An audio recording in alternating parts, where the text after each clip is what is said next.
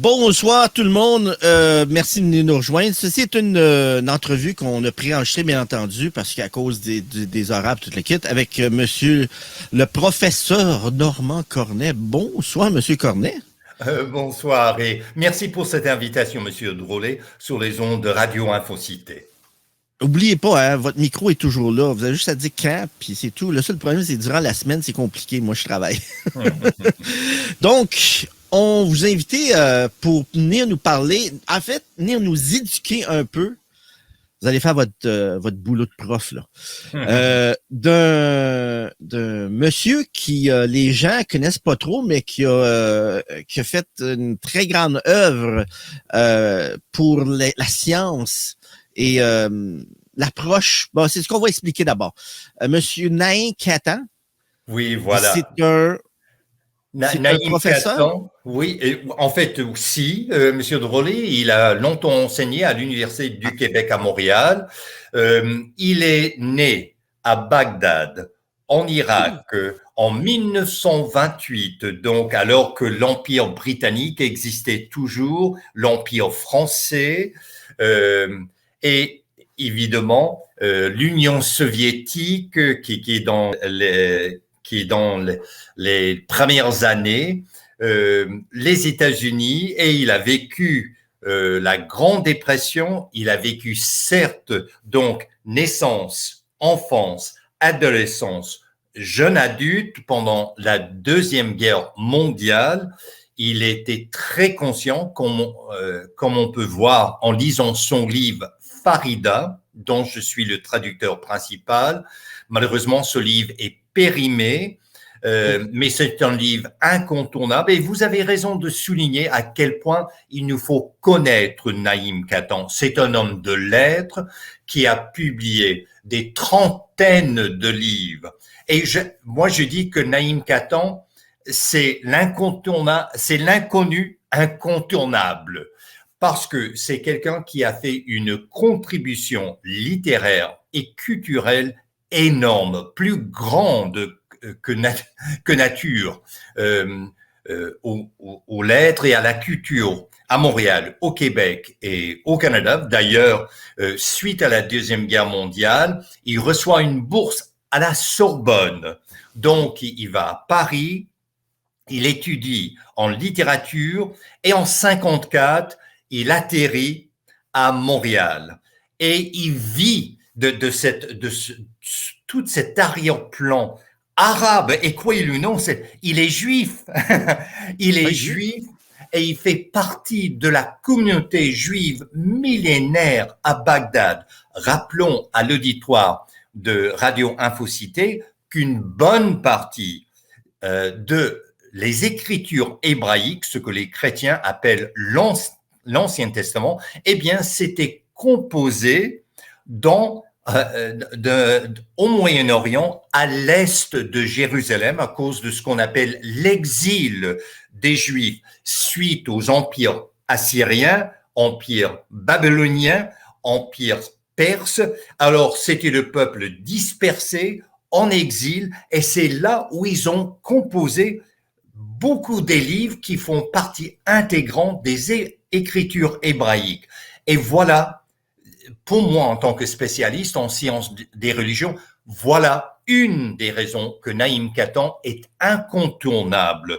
Il nous rappelle cette histoire si riche du judaïsme à l'est de Jérusalem, à l'est d'Israël. Et eux, ils avaient eu une culture qui est si riche, et ils faisaient partie de cette communauté juive à Bagdad, mais absolument vibrante, vitale, et il en fait part justement dans son livre Farida. Et aujourd'hui, on parle beaucoup de l'interculturalisme. Eh bien, Naïm Katan l'a incarné, l'a personnifié, l'a vécu pendant les 92 ans de son pèlerinage sur la planète Terre, si vous voulez, parce qu'il est malheureusement décédé le 2 juillet 2021. Eh bien, en tant que juif de cette communauté antique, il croisait, et sa langue maternelle, c'était l'arabe. Et il croisait les chiites, les sunnis, les arméniens, les Kurdes, et donc, et en parlant des chrétiens antiques, les premiers chrétiens étaient au Moyen-Orient, n'est-ce pas? Donc, c'est quelqu'un qui a vécu l'interculturalisme avant même que le mot soit inventé, encore moins le principe et ce concept. Et c'est ce qui lui a permis de négocier l'altérité, la différence foncière entre les êtres humains. D'abord, il était polyglotte, il parlait couramment l'arabe, le français, l'anglais et quelque peu l'hébreu, mais il était toujours modeste. En tant que juif, et je tiens à le dire sur les ondes de Radio Infocité, il a toujours pleinement assumé son identité juive. Il a même affirmé à maintes et maintes reprises. Et il a soutenu l'État moderne hébreu, Israël, en tant que juif. Et pourquoi est-ce que je mentionne cela? Souvent, on va taxer le nationalisme d'être borné, d'avoir des préjugés, d'être discriminatoire. Or, ce que j'admire chez Naïm Katan, c'est à quel point il était pleinement juif et pleinement intégré à Montréal, au Québec, au Canada, pour ne pas dire ailleurs. Et c'était un citoyen du monde tout en affirmant son identité juive. Et je crois qu'une erreur qui nous guette peut-être, c'est de tomber dans ce que j'appelle une fausse dichotomie. Peut-on être nationaliste et humaniste à la fois? Eh bien, c'est le cas de Naïm Katan. Naïm Katan, qui a fait l'apologie, qui a soutenu l'État hébreu moderne Israël dans un de ses derniers livres de non-fiction. Et donc, je crois qu'il nous importe de savoir comprendre quelqu'un foncièrement enraciné dans son identité juive, mais tout de même, donc le zionisme, c'est le nationalisme juif, n'est-ce pas? Alors, le fait qu'il soutenait absolument l'État hébreu moderne, Israël, est-ce que ça voulait dire qu'il n'était pas pour autant ouvert? Et c'est tout le contraire. J'ai rarement rencontré quelqu'un qui s'intéressait tant à d'autres cultures, à d'autres peuples, à d'autres ethnies, à d'autres langues, à d'autres littératures. Et ce n'est pas pour rien qu'il côtoyait, il était un ami de Gaston Miron. Il n'y avait pas là de fausse dichotomie entre le nationalisme juif, qu'on appelle le zionisme, et l'humanisme. Et c'était cet esprit d'ouverture qui m'a fasciné. Or, vous savez, dans mes études dans mes cours à l'université, normalement, mes étudiants en sciences des religions, quand on parle du judaïsme, quand on parle de l'État moderne d'Israël, on pense Jérusalem et l'Occident. Donc, à l'ouest d'Israël. Et on pense beaucoup au peuple juif de l'Europe de l'Est, de l'Europe centrale ou l'Europe occidentale, ashkénaze, si vous voulez. Mais c'est tellement réducteur. Le judaïsme est une religion mondiale. Et donc, la présence juive au Moyen-Orient, dans le monde arabe, dans le monde islamique, date des millénaires, des siècles.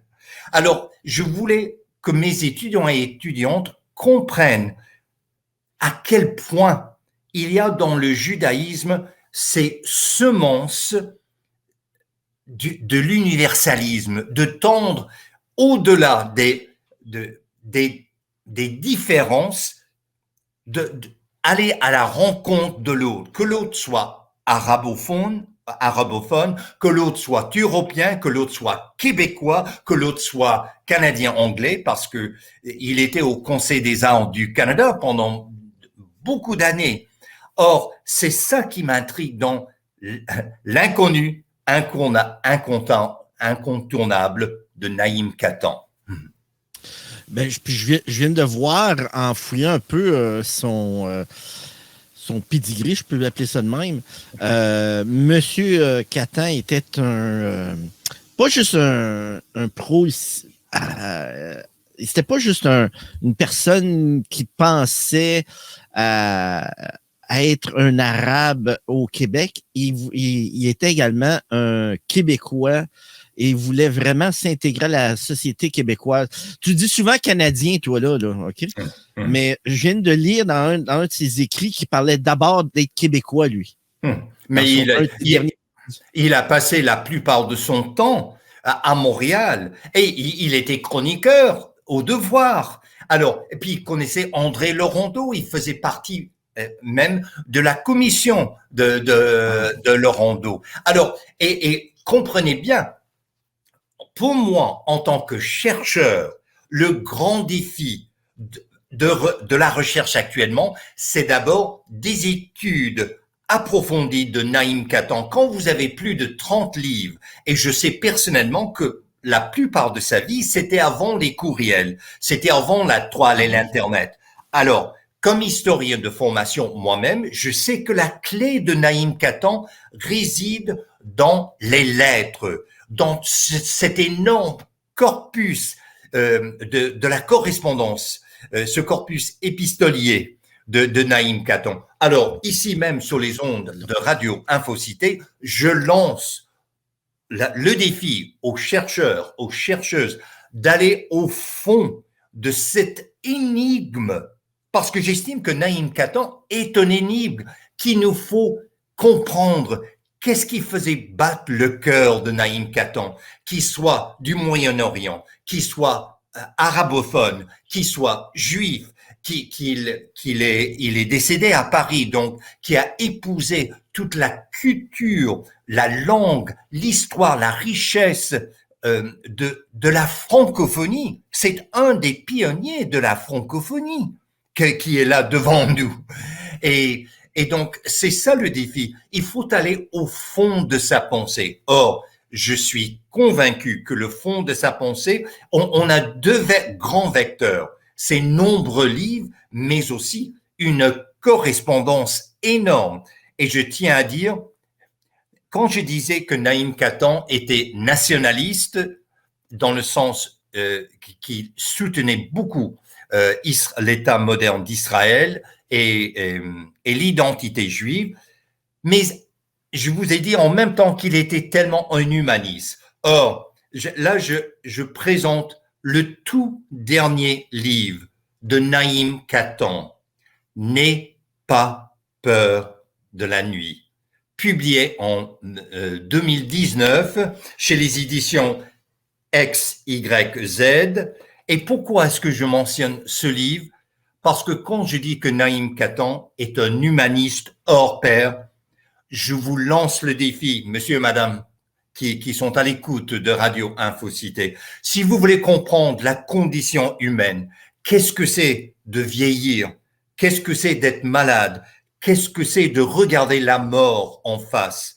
Mais voilà le propos de ce roman incontournable. N'aie pas peur de la nuit. Parce qu'il le savait quand il rédigeait ce roman, d'une tendresse, d'un humanisme à couper le souffle. Il savait très bien que lui et son épouse regrettée, Dr. Annie Goldman, vieillissaient, avaient des maladies et étaient en face de la mort. Au lieu de baisser les bras, il a pris la plume pour écrire un manifeste sur la beauté de l'amour entre deux personnes âgées. Et c'est d'autant plus intéressant, Monsieur Drolet, puisque à Montréal, au Québec, on est une des populations les plus vieillissantes et les plus vieilles dans toute dans tout le Canada, dans toute l'Amérique du Nord, pour ne pas dire le monde occidental. Or, nous avons sur le plan démographique une population vieillissante, mais est-ce que ça veut dire que c'est fini? On sait maintenant que les gens vivent souvent à 80 ans ou 90 ans. Eh bien, alors qu'il est bien au-delà de 80 ans, il rédige ce livre qui, le cœur fond à la lecture de ce livre, parce qu'on sait que c'est le chemin de tous les êtres humains. C'est inévitable. C'est la destination ultime de tout le monde, je pense. J'ai pas lu, j'ai tapé lire vite la préface, un extrait de choses qui nous dit que nous sommes tous des racisés damnés, des parents en âge d'être un grand-parent, mais même nous nous retrouvons face à face avec tous les gens autour de nous et les acquis de la sagesse de ne pas nous affronter. C'est un des rares avantages de l'âge. Ah oui. Et quand je dis, Naïm Kattan était un intellectuel très pratique, pratico-pratique même. Donc, c'est la raison qui s'adresse à l'âge, à la maladie, à la mortalité. Mais aussi, c'est quelqu'un qui avait la vision si large et suivi de très près l'évolution politique. Vous comprenez bien qu'il a vécu lui-même la Révolution tranquille. Et je sais en tant qu'historien de formation, c'est combien salutaire d'avoir un regard d'ailleurs, de quelqu'un d'autre, de l'extérieur, qui est là au cœur de la Révolution tranquille, avec déjà tout son bagage comme arabophone, comme irakien, comme ancien de la Sorbonne, et qui vit ces moments incontournables de l'histoire du Québec, ce qu'on appelait autrefois le Canada. Quand il atterrit en 1954, on parlait plutôt du Canada français et des Canadiens français.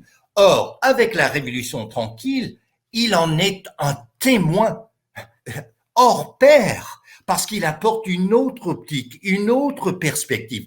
Et voilà pourquoi je lance ce défi à ceux et celles qui sont en littérature, parce que son corpus littéraire est un des plus grands dans l'histoire de la littérature francophone au Canada, pour ne pas dire dans le Canada, que ce soit anglais ou français. Puis une belle photo que j'ai trouvée dans un des livres, c'est lui et René Lévesque. Ah oui, non. Vous savez, le fait qu'il était nationaliste juif, et par cela, je veux dire zioniste, parce que le zionisme, c'est le nationalisme juif. Est-ce que ça voulait dire qu'il était fermé, borné, qu'il ne regardait que ça? Au contraire, il allait à la rencontre de l'autre. Il brisait ainsi la barrière de l'altérité. Et j'ai même l'impression, moi je ne le connaissais pas, Naïm Kattan, personnellement, jusqu'à un certain moment, je commençais à lire Naïm Kattan et je me dis, mais bon sens, qui est-ce? Qui est-ce?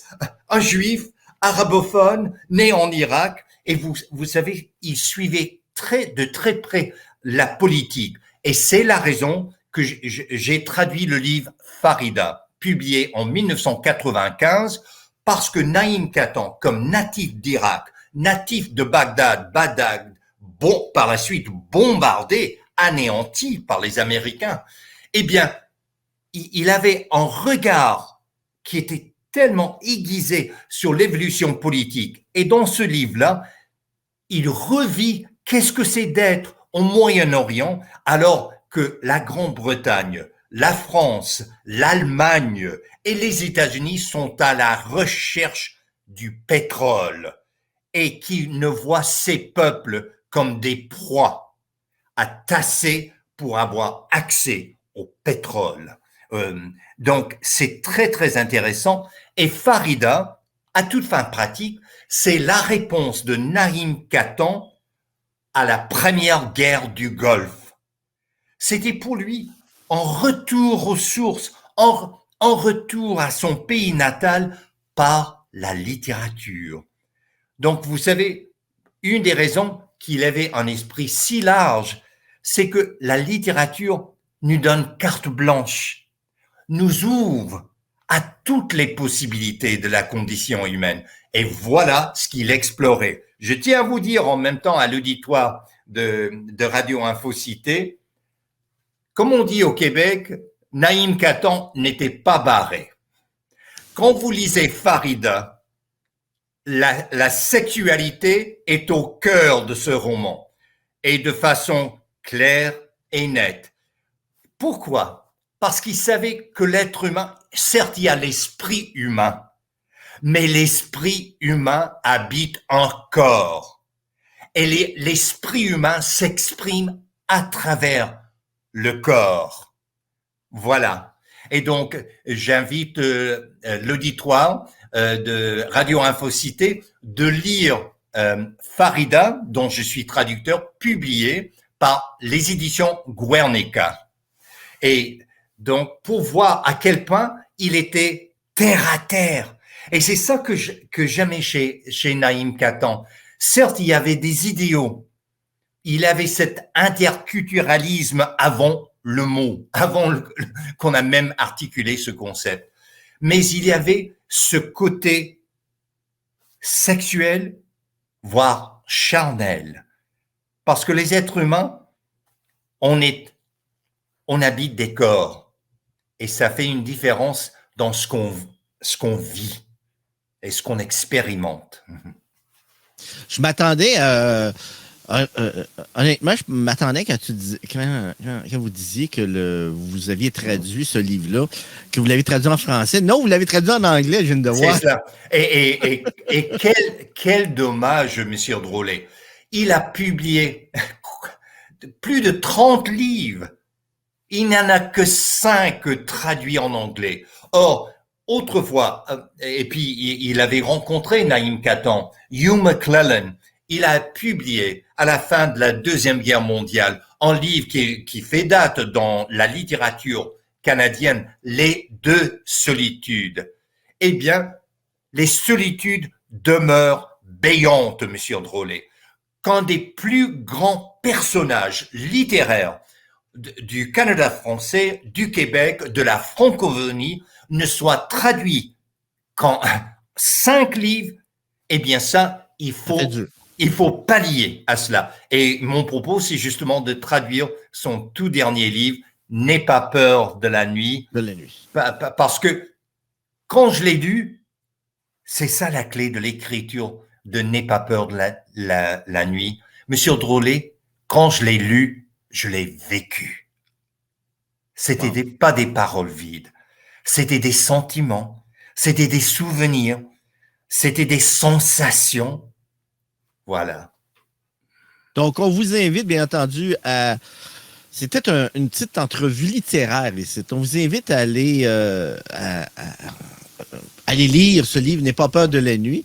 Puis si vous avez le temps de connaître aussi un autre écrit de Naïm Katan, ben allez voir Farida, qui est une histoire qui est un roman littéraire qui va vous parler de l'affranchissement d'une jeune chanteuse ou artiste dans la société irakienne de l'époque, de 1936, qui lutte pour sa liberté dans cette société et qui apporte beaucoup d'enjeux modernes à l'histoire.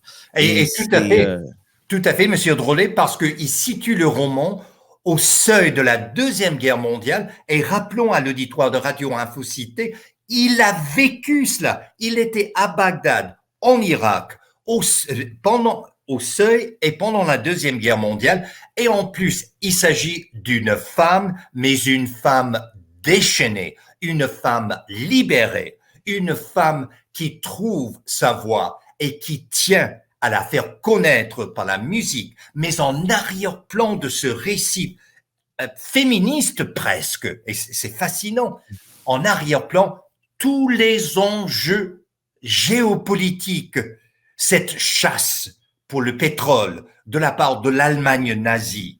Et il n'est pas inconscient à quel point les pays de ce qu'on appelait autrefois du tiers-monde, du monde en développement, s'alignaient soit avec l'Allemagne nazie ou bien avec les États-Unis, et à quel point le capitalisme était le principe opérateur du traitement des peuples de la part de l'Occident.